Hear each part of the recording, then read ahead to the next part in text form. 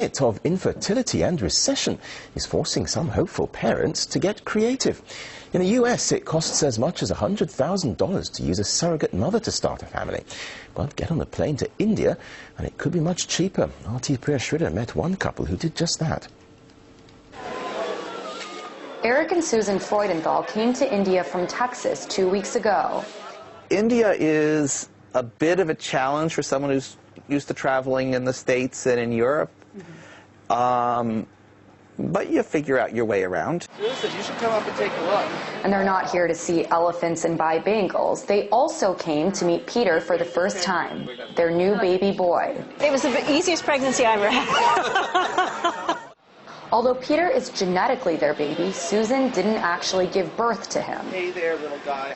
An Indian surrogate who they'd never met did. Around 10 years ago, we decided we would try to have a child, and it didn't happen naturally. We'd pretty much given up hope, and we spent a bunch of money.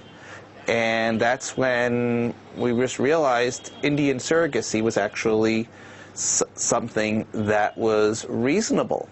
Surrogacy is the latest trend in the outsourcing relationship between the West and India. Since the recession began, doctors here say they've seen a demand for their services quadruple, and most of that interest is coming from abroad. That's because the price tag of surrogacy is a quarter of what it costs in the United States. Eric and Susan found this Delhi fertility clinic online while they were at home in the U.S. They paid the clinic $25,000, which covered everything from the surrogate to the lab work. In the United States, they would have spent 4 times that much. The surrogate herself receives anywhere from $6,000 to $8,000 for the job, an amount of money that is hard to say no to for many of these women who are poor and uneducated. For people here, it's a huge amount of money, much more than they could possibly make in a whole year. After Neelam Chowan's husband left her, surrogacy seemed the best way to support her 2 kids and mother. At the end of the day, they get what they want, and I get the much-needed money. But it's this sense of desperation that critics fear make these women vulnerable.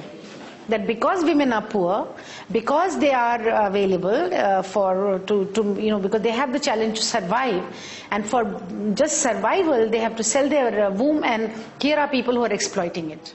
For Eric and Susan, however, the issue isn't so black and white. They're happy that their Indian surrogate gave them a shot at completing their family. You know, she didn't seem at all upset. She seemed like she did something really nice, and as far as I'm concerned, she did.